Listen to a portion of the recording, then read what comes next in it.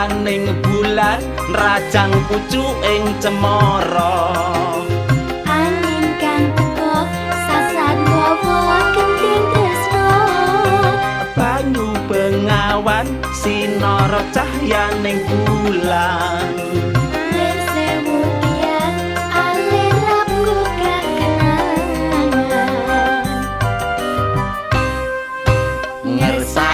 napa mung sarwana ning taman juruk taman indah kutha Solo papan kreasi muda lan mudi sing tuwa-tuwa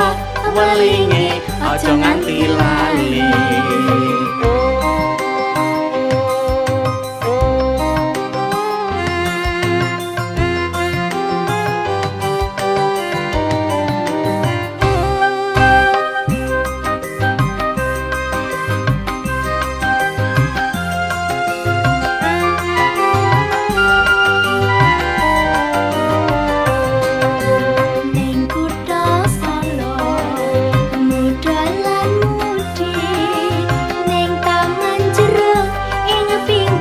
Bengawan Solo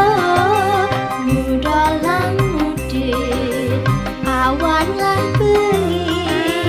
da suka-suka nanging aja ngiket janji cahyaning bulan rajang pucuk ing cemara angin kan teko sasat gawa kenting tresno banyu bengawan sinar cahyaning bulan lir sewu dian alir rabku kenangan ngersakne napa mung sarwana ning taman juruk taman indah kutha Solo papan kreasi lan mudi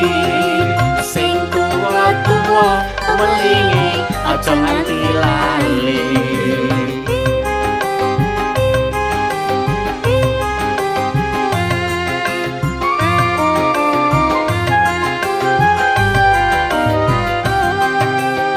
cahyaning bulan rajang pucuk ing cemara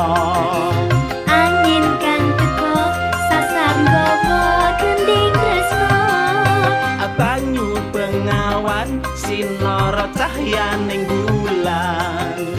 lir sewu dian alir rabku kenangan cahyaning bulan rajang pucuk ing cemara